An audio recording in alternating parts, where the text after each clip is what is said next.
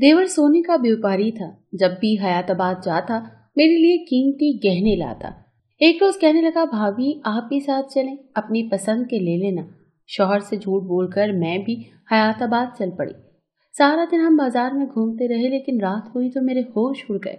उस रात बता नहीं सकती कि जब भाभी भाभी जल्दी उठे, भागे यहाँ से। मैं सोई हुई थी जब देवर की आवाज कानों से टकराई। मैं हड़बड़ा कर उठ बैठी। देखा तो देवर परेशान खड़ा था। उसके चेहरे से खौफ नुमाया था। क्या हुआ? मैंने डरते हुए पूछा तो देवर ने मेरी चादर उठाते मुझे पकड़ाई और कहा कि हमें यहाँ से भागना होगा, वरना अच्छा नहीं होगा।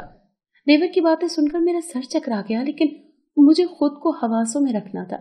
मुझे कुछ समझ नहीं आ रहा था कि आखिर हो क्या रहा है। मैं तेजी से पलंग से नीचे उतरी और चप्पल पहनकर चादर लपेट ली। देवर ने बैग उठाया जो सरे शाम ही हमने पैक करके रख दिया। दरवाजा खोला तो बाहर हल्की हल्की रोशनी थी। देवर ने मेरा हाथ थाम लिया और मुझे लेकर तेजी से एक पतली गली में दाखिल हो गया। मेरी तो टांगों तक की जान निकल गई थी। कुछ समझ नहीं आ रहा था कि क्या हो रहा है। कुछ देर बाद मुझे अपने पीछे से शोर की आवाज सुनाई दी और मेरी सांस अटक गई। मैंने घबराकर देवर से पूछा कि ये सब क्या हो रहा है। देवर, जो मेरा हाथ थामे तेज तेज चल रहा था, भागने लगा और कहा कि भाभी अगर अपनी इज्जत और जान प्यारी है तो जितना तेज भाग सकती हैं भागे, वरना अच्छा नहीं होगा। तभी मुझे अपने पीछे से आवाज सुनाई दी, वो देखो भाग रहे हैं, पकड़ो जल्दी। कोई चिल्ला कर बोला था और मेरा दिल उछलकर हलक में आ गया था। या खुदाया, ये सब क्या हो रहा है। मारे खौफ और दहशत के मुझसे भागा भी नहीं जा रहा था, लेकिन मैंने अपनी पूरी हिम्मत जमा की और भागना शुरू कर दिया। वो लोग हमारे पीछे लगे हुए थे। मैंने अपने देवर को देखा जिसके भरोसे में यहाँ तक आई थी, अपने शौहर को धोखा देकर। हाँ, मैं अपने शौहर को धोखा देकर यहाँ तक आई थी और अब मुझे लग रहा था कि मैंने कितना गलत काम किया था। शायद यही अंजाम होता है मेरी जैसी लड़कियों का। मैं भागने के साथ साथ रो भी रही थी। वो लोग मौत की तरह हमारा पीछा कर रहे थे। देवर ने कांधे पर बैग डाला था। उसके अंदर वो सब कुछ था जिसके लिए मैं यहाँ तक आई थी, और जिसके लिए मैं आई थी वही मेरी जान का अजाब बन चुका था। तभी मुझे फायरिंग की आवाज सुनाई दी और एक पत्थर से मेरा पांव टकराया और मैं औंधे मुंह गिर गई। देवर का हाथ मेरे हाथ से छूट चुका था। मैंने सर उठाकर देवर को देखा। गिरने के बाद मेरे घुटने पर शदीद चोट आई थी और सर भी जख्मी हो गया था। अब हालत ऐसी थी कि भागना तो दूर, में उठकर चल भी नहीं सकती थी। मैंने बेबसी से देवर को देखा जो खौफ से फटी निगाहें लिए मुझे ही देख रहा था। अगर वो रुककर मुझे उठाता तो खुद भी पकड़ा जाता। चंद लम्हे वो शशोपंच का शिकार रहा और फिर वो उल्टे पांव भाग निकला और मैं ऐसी गिरी कि उठ ही न पाई। मैं तो सदमे से पत्थर का बुत बन चुकी थी। दहशत से मैं अपने हवास खो रही थी। चंद लम्हे बाद वो लोग मेरे सर पर पहुंच गए। हमें लड़की चाहिए थी और ये हमें मिल गई, उठाओ इसे, आज तो मालिक हमें माला माल कर देंगे। मैं आहिस्ता आहिस्ता अपने होश खो रही थी। चंद आवाजें मेरी समाज से टकरा रही थी और फिर मेरा दिमाग अंधेरे में डूब गया। जाने अब मेरे साथ क्या होने जा रहा था। जो भी होता उसकी जिम्मेदार मैं खुद ही हूँ। हाँ, मैं खुद। मेरा नाम अस्मा है और अपनी इस हालत की वजह मैं खुद हूँ। मैंने लालच किया और लालच तो बुरी बला ही होती है। आज मुझे समझ आ गया था। देवर की बातों में आकर मैंने इतना बड़ा कदम उठा लिया, बल्कि एक गलत कदम, और अब इसी की सजा भुगत रही हूँ। मैं अपना वो राज बताती हूँ जिसकी वजह से आज मैं कुछ बुरे लोगों के चुंगल में फंसी हूँ। मेरा शौहर एक ईमानदार और नेक आदमी है। मेरा ताल्लुक लाहौर के इलाके समनाबाद से है। मैं अपनी शादी के बाद बहुत खुश थी। सास नंदू का झंझट नहीं था, बस एक छोटा देवर था जो हमेशा दोस्तों की तरह रहा। मेरा शौहर मेरी हर जरूरत पूरी करता था। गो की सारी ख्वाहिश पूरी नहीं होती थी, लेकिन फिर भी मेरा शौहर मुझे खुश रखने की पूरी कोशिश करता था। शादी को 2 साल हो चुके थे, पर अभी औलाद नहीं हुई थी। हम 5 बहनें हैं। मेरी छोटी बहन की शादी ऊंचे घराने में हो गई। इससे पहले सब ठीक था। उसकी शादी के बाद मुझे अपना घर गरीब लगने लगा। मैं रोज शौहर से नई नई फरमाइशें करने लगी। अब मुझे भी एसी चाहिए था। मैं भी चाहती थी कि मेरे घर में हर तरह की आसाइश हो, लेकिन शौहर ने साफ साफ कहा कि अस्मा, मैं अपनी मेहनत की कमाई से तुम्हारी सारी जरूरतें पूरी करने की कोशिश कर रहा हूँ, लेकिन तुम समझ नहीं रही हो। मैं इतनी जल्दी ये सब कुछ हासिल नहीं कर सकता। शौहर की बात सुनकर मेरा मूड पूरी तरह से बिगड़ गया। मैं उसे बेवक्त सुनाती और कमरे से निकल आई। तभी दरवाजे पर दस्तक हुई। मैंने जाकर दरवाजा खोला तो सामने ही देवर खड़ा था। उसे देखकर मुझे खुशगवार एहसास हुआ। वो 1 हफ्ते के लिए पेशावर गया हुआ था। मुझे हैरत देवर को देखकर नहीं बल्कि उसके हाथों में बड़े बड़े शॉपर थे जो सामान से लदे हुए थे। अरे भाभी, अंदर तो आने दें। देवर ने मुझे हैरान होते हुए देखकर कहा तो मैं दरवाजे से हट गई। वो सारा सामान लेकर अपने कमरे की तरफ बढ़ गया। मैं भी देवर के पीछे पीछे आ गई। इन शॉपरों में बहुत सा सामान था, कपड़े, जूते, फ्रूट और खाने पीने का सामान। मेरी तो आंखें फटी की फटी रह गई। ये सब कहाँ से आया? मैंने एक एक शॉपर को एहतियात से खोलते हुए पूछा। बस भाभी, आपकी दुआओं से मेरी एक बहुत अच्छी नौकरी लग गई है। आप दुआ करें, अब हर हफ्ते इतना ही सामान आया करेगा। देवर की बात सुनकर मैं तो हवाओं में उड़ने लगी। समझ नहीं आ रहा था अपनी खुशी का इजहार कैसे करूं। कुछ देर पहले जो मेरा मूड खराब था अब बिल्कुल ठीक हो चुका था। मैंने जल्दी जल्दी सारा सामान समेटा और खाना गर्म करने चली गई। देवर दूसरी जानिब मेरे शौहर यानी अपने भाई से मिलने चला गया। मैंने जब खाने पर शौहर को देवर की नौकरी का बताया तो देवर गड़बड़ा गया। अब मेरा शौहर देवर नौकरी के मुतालिक बहुत से सवाल कर रहा था। देवर ने मदद तलब नजरों से मेरी जानिब देखा तो मैंने शौहर को टोक दिया और कहा कि बच्चा इतने दिनों के बाद घर आया है और बजाय खुश होने के पुलिस वालों की तरह तफ्तीश करने बैठ गए हैं। मेरी बात सुनकर शौहर चुप तो हो गया था, लेकिन उसकी तसल्ली नहीं हुई थी। उसने देवर से कहा कि थोड़ा कमा लेना लेकिन कभी गलत काम मत करना। देवर ने इस्बात में सर हिला दिया। मैंने देवर से कुछ भी नहीं पूछा। देवर 1 हफ्ता रुका। वो सुबह चला जाता और शाम को वापस आता। उसने पूरे महीने का राशन इकट्ठा कर दिया था। मुझे भी काफी पैसे दिए थे। फिर वो हफ्ते के लिए पेशावर चला गया।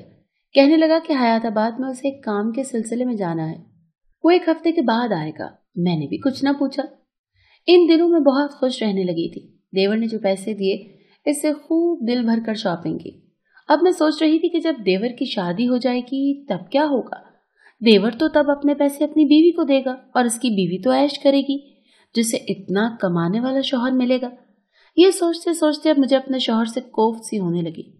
देवर 1 हफ्ते के बाद लौटा और मैं तो हैरान रह गई कि वो अपने साथ एसी, ओवन सब कुछ लाया था। उसने कहा, भाभी अब आपको गर्मी बर्दाश्त नहीं करने की पड़ेगी। मेरे शौहर को जब पता चला तो उसने बहुत एतराज किया, लेकिन मैंने शौहर को डांट डपट करके चुप करवा दिया। रात हुई तो मैंने देवर से पूछा कि ऐसा कौन सा काम कर रहे हो तुम जो इतने पैसे आ रहे हैं।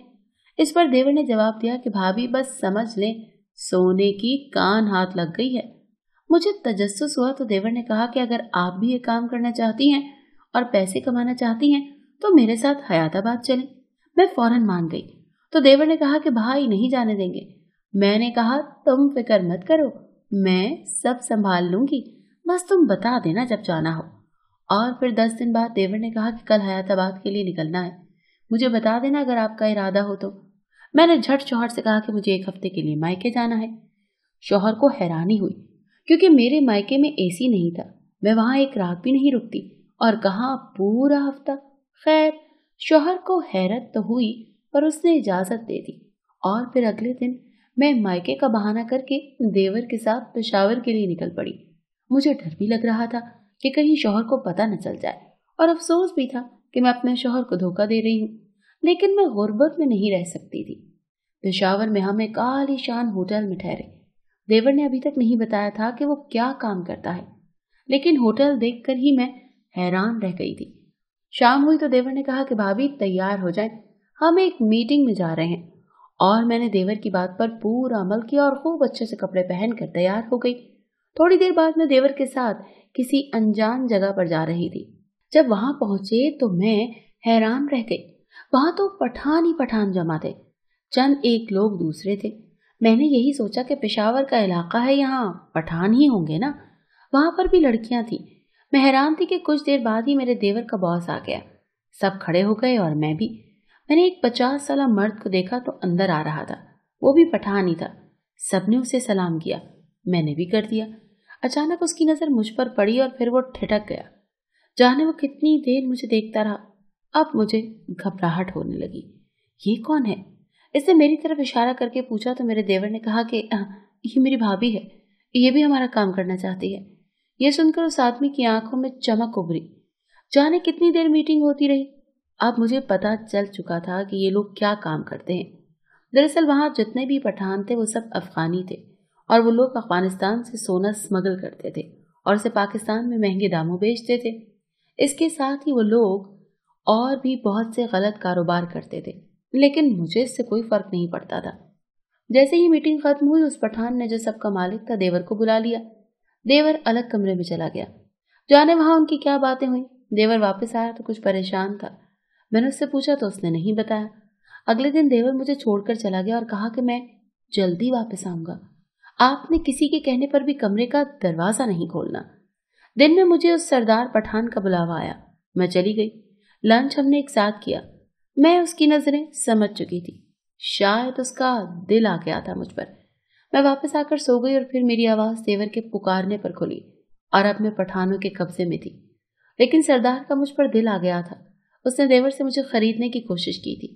देवर ने इनकार किया तो उसने मुझे अगवा कराना चाहा।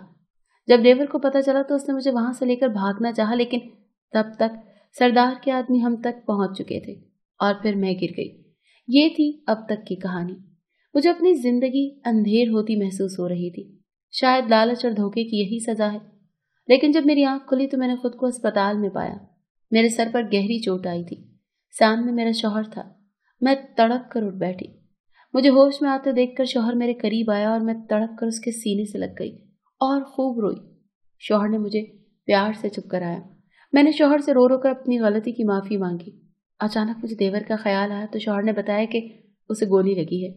देवर मुझे छोड़कर भागा नहीं था, बल्कि मुझे बचाने के चक्कर में उसने अपनी जान दांव पर लगा दी थी। मैं फिर से रो पड़ी। मेरे शौहर की आंखें भी नम थी। उसने बताया कि देवर अब ठीक है। दरअसल जब सरदार ने देवर से मुझे खरीदने की बात की थी तो उसने फौरन ही मेरे शौहर यानी अपने भाई को फोन करके सब बता दिया था। मेरे शौहर का दोस्त डीएसपी था। उसने ऑपरेशन किया। वो इस गैंग को कब से पकड़ना चाहता था। जब देवर मुझे बचा रहा था तो पुलिस वहां पहुंच गई, लेकिन तब तक देवर को गोली लग चुकी थी। अच्छी बात यह थी कि गैंग का सरदार पकड़ा गया था। उसके सर पर कई केसेस थे। मैं देवर से मिली तो वो हौले से मुस्कुरा दिया और कहा कि आप मेरी भाभी ही नहीं बल्कि मेरी बहनों जैसी हैं। मैं गैरतमंद हूँ, अपनी भाभी को बेच नहीं सकता था। देवर की बात सुनकर मैं मजीद रो पड़ी और अल्लाह का लाख लाख शुक्र अदा किया जिसने मुझे इतने अच्छे शौहर और देवर से नवाजा था। देवर ने गलत काम से तौबा कर ली और मैंने लालच से। इसके बाद मेरे शौहर की प्रमोशन हो गई। उसे गाड़ी और अच्छा सा बड़ा घर भी मिल गया। देवर ने भी नौकरी कर ली और हमने अल्लाह का शुक्र अदा करते एक नई जिंदगी का आगाज किया था।